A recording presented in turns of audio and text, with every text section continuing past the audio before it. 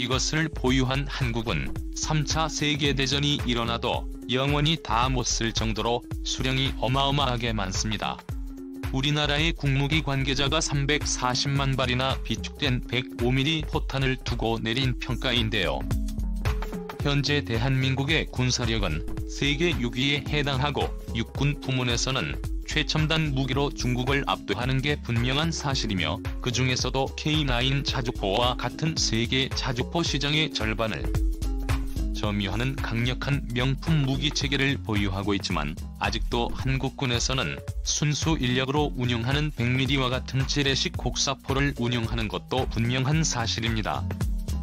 허나 2022년부터 한민족에 기발한 방식으로 이러한 100mm 재래식 곡사포가 K105라는 훌륭한 무기체계로 재탄생하게 되어 대한민국 군사력에 큰 보탬이 되었는데요. 자세한 군사무기 정보를 소개드리겠습니다. 우리나라는 과거 미군이 2차 세계대전부터 주력 화포로 써온 M100의 계열의 100mm 견인 곡사포 일명 동포를 인계받아 국군의 화력지원화포로 사용해왔습니다. 현재 시점에서 전 세계를 통틀어 100mm 곡사포를 가장 많이 운용하는 국가는 바로 우리나라입니다. 미군이 쓰던 것을 인계받은 것과 면허 생산을 하면서 우리 육군에는 2,000문에 달하는 100mm 견인 곡사포를 가지게 됐고 이 중에는 2차 대전과 유괴회에 사용하던 장비도 엄청 많이 남아있습니다. 그에 따라 100mm 포탄을 대량으로 비축하게 됐습니다. 문제는 155mm 곡사포가 개발되면서 100mm 견인 곡사포의 화력이나 사거리에서 나오는 메리트가 대부분 사라져 도태되기 시작했는데요. 또한 우리나라에서도 K55 자주포와 K9 자주포가 개발되면서 운용하기 힘든 견인포는 더 이상 주력 화포로서의 입지를 잃었습니다. 이에 따라 실사격 훈련소가도 100mm 포탄이 남아돌게 되는데요. 만약 안 쓰고 재고 탄을 폐기 처리할 시에는 처리 비용만 6,800억 원이 넘어갑니다. 약 69대의 K2 흑표전 차를 제7기동군단에 배치시키는 게 가능한 어마어마한 액수죠. 대고구려 제국 TV 영상 이것은 경제적으로도 불필요한 비용이 발생한 것입니다. 이 때문에 3발이나 되는 포탄도 갈기를 잃은 상태였는데요. 그런데 우리나라 방사청에서 100mm 견인 곡사포를 차륜형 자주포로 개조하자는 제안을 하게 됐습니다. 그 제안은 꽤나 상세했는데요. 개발비도 아낄 겸 기존의 상태가 좋은 100mm 견인 곡사포를 고른 뒤 트럭에 탑재해 차륜형 자주포를 제작하는 방식이었습니다. 힘들게 땅을 파지 않아도 되는 것만으로 포병들에게는 엄청나게 환영을 받았는데요. 여기에 초탄 발사 시간까지 압도적으로 짜위의 동일한 성능의 화포와 동일한 수량이라도 몇백과 강력한 순간 화력을 발휘할 수 있어 국군 입장에서는 도입을 안 할 이유가 없었습니다. 국방부에서는 100mm 견인 곡사포가 행사의 세포로 전락하는 것을 막는 것과 40만 발이나 되는 100mm 포탄을 다시 쓸 수 있기에 나쁘지 않은 제안이었는데요. 이후 소름돋기도 삼성 테크윈에서는 보급형 자주포를 만드는데 실패하고 실수로 K100라는 명품 자주포를 탄생시키게 됩니다. 엄청난 가성비와 성능으로 기존에 존재했던 105mm 견인 곡사포의 단점들이 거의 없어졌는데요. 가장 눈에 띄는 것은 모든 것을 수동으로 조절했던 과거와 달리 K105의 자동화 시스템을 채택해 운영하는데 훨씬 수월해졌습니다. 우선 필요 최소 인원의 감소를 들 수 있는데요. 기존 100mm 견인 곡사포를 운영하기 위해서는 10명의 인원이 필요했었습니다. 그 이유는 포 한 발을 쏘기 위해 엄청 많은 사전 작업을 요구했기 때문입니다. 포병으로 견인포나 박격포를 운영해보셨던 분들이라면 이해하실 거라 생각되는데요. 반면 K105 차륜형 자주포는 5명이 활동하며 빠르게 준비를 끝마칩니다. 트럭을 이동해 주차하고 유압식 지지대로 차량을 고정시키면 발사 준비까지 끝나게 됩니다. 어때요? 여기다가 최신식 사격 통제 장치와 시스템을 통합해버림으로써 레버를 돌리지 않아도 되는데요. 포신을 조준하는 것도 가성비 있는 조이스틱 같은 것을 이용해 자동으로 포신이 방향을 잡고 고각을 조절할 수 있습니다. 이 설명은 모든 것들이 1분도 안 되는 시간에 이루어지기 때문에 초탄 발사 시간을 4분의 1도 안 되게 줄였습니다.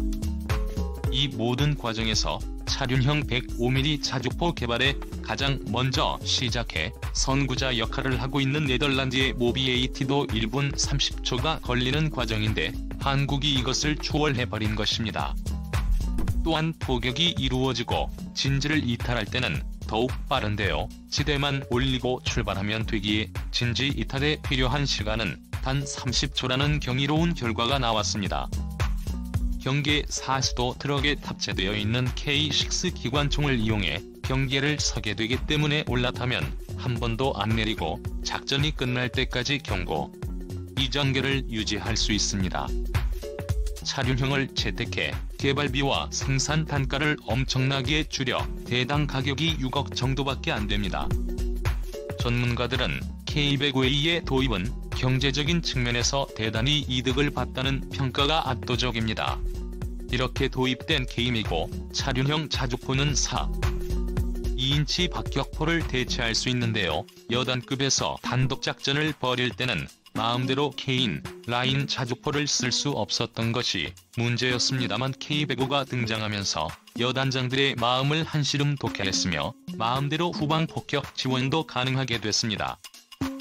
우리나라가 도태되는 105mm 곡사포를 예술의 경지로 재탄생시킨 반면 섬나라 일본 자위대는 코미디를 방불케 하는 쓰레기 형태의 차륜형 자주포를 개발해 그 모습을 방위장비청의 홈페이지에 공개한 후 엄청난 망신을 당했는데요. 대고구려 제국 채널 영상무선 일본은 육상자위대가 이전에 제조한 99식 자주포가 허접한 성능에 비해 운영비가 너무 비싸 155 차륜형 자주포를 새롭게 개발하겠다고 발표한 적이 있는데요. 하지만 일본의 군용 자동차 기술로는 제대로 된 차체를 못 만들어 개발 지연으로 독일산 차체를 채택한 것과 더불어 이 때문에 19식 자주포의 제작 단가가 엄청나게 치솟았습니다. 한 대당 하나로 70억 원을 자랑하는 최악의 가성비죠. 이것은 우리나라의 K9 자주포가 약 50인 것을 고려해보면 정말로 최악의 가격인데요. 차륜형 자주포의 장점인 낮은 단가의 이점을 전혀 살리지 못했는데요. 가격을 아끼기 위해 99식 자주포에 탑재되는 포신을 그대로 채택하여 개발하였는데 우리나라의 K105에 의해 한 대 가격인 6억 원의 10배가 넘는 놀라운 가격입니다. 심지어 70억인데 6억 원짜리의 K105보다 전면 방어 능력이라든가 훨씬 방호에 전혀 신경 쓰지 않고 오픈카 형태를 갖추고 있습니다. 개방형포를 개발했다며 물론 비용 면에서도 후자 쪽이 저렴하고 조달 비용을 억제하기 위해 개방형포를 도입한다는 이유가 있다고 전했습니다. 한마디로 70억이나 되는 자주포가 방호 능력까지 없는 것이죠. 이런 황당무계한 해명에 일본 네티즌들은 절망하고 있습니다. 일본산 무장체계는 가격에 비해 정말로 열등하다. 무기가 작동하지 않더라도 이상한 목숨만 추구하는 것이 일본이다. 일본의 자주포는 해외에서 기존의 자주포를 사오는 것뿐이잖아. 공포탄을 구별도 하지 못하는 녀석들이 육상자위대니까 별로 기대하지 않았다. 무기도 종류만 늘려서 일본은 이런 무기를 가지고 있기 때문에 쳐들어오지 말아주세요라고 하기 위한 장식물 느낌이다라는 등 일본은 한국산 무기의 부러움과 질투를 동시에 느끼고 열등감이 폭발하며 진심으로 부들부들 떨고 있군요. 1억의 허접한 자주포를 개발해놓고 자랑스럽다고 말하고 있는 일본 방위성은 정말 영원했으면 좋겠군요. 한국과 일본의 무기 개발 기술력은 이렇게 사소한 분야에서도 초격차 수준의 성능과 가격 차이를 자랑합니다. 340만 발의 포탄을 발사할 수 있게 된 한국군의 자랑스러운 K105 차륜형 자주포가 본격적으로 배치되는 기쁜 순간이군요.